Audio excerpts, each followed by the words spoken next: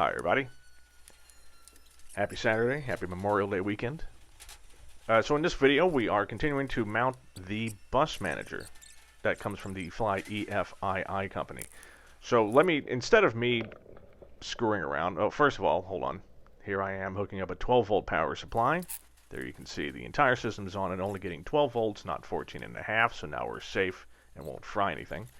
But instead of me trying to describe it, I'm just going to read directly off of the website. So here are some of the features that the bus manager include. A triple redundant essential bus to power all critical systems. Main bus and essential bus relays built in, so no more master relays, right? It's all solid state. Simple key switch input to activate buses. So basically, now instead of having an ignition key, you just have a key that turns on the power to the whole plane. Alternator charge isolation for 2 batteries. So I'm a dual battery system. This will automatically handle the charge for both batteries. Automatic fuel pressure monitoring, which is awesome. So, you know, the injection system and fuel injection system comes with a dual pump, right? Dual fuel pumps.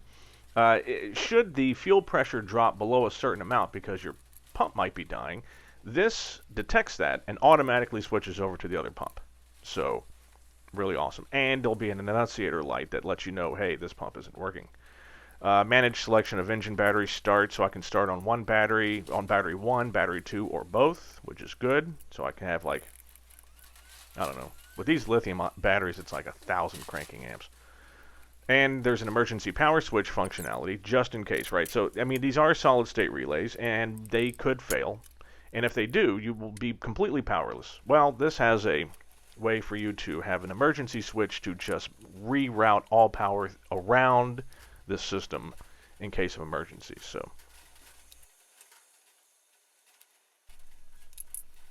So yeah, that's it's a great system. As you can see, I'm using the board we were playing around with in the last video to mount it. I finally decided it does belong behind the sub panel.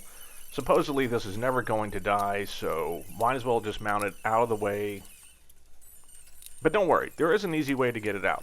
So the place where we're mounting it is pretty much the only place that you can way to access it after the plane is built is to go up underneath the panel, right? So lay on your back, scoot up, and then work on it that way.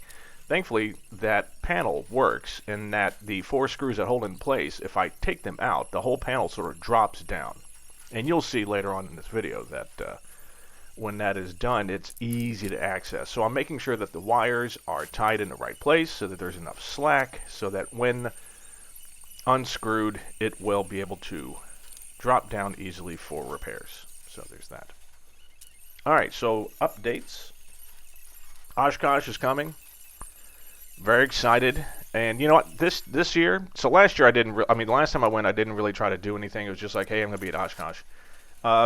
For those that are going to be at Oshkosh this year, I think it would be great if we met up. I think it would be really cool. I'm going to be there Monday through Wednesday. That's usually about enough for me. That way I can travel home on Thursday and take Friday off. So put your ideas down below. Maybe we do a lunch. I mean, obviously I'll be at the van social at those nice people's houses like last year. But if you want to do something else, put some ideas down below. I think it'd be pretty cool. Okay, what else? Engine. The drama of the engine. So the engine shop says that they're waiting on the electronic ignition guy. The electronic ignition guy says he's waiting on the engine people. So I don't know. All I know is that it's rapidly approaching a year. Well, 9 months. And speaking of anniversaries, yeah, so today's the 29th. 4 years and 5 days ago, I started building this plane. It's been 4 years. Can you believe that? Time flies.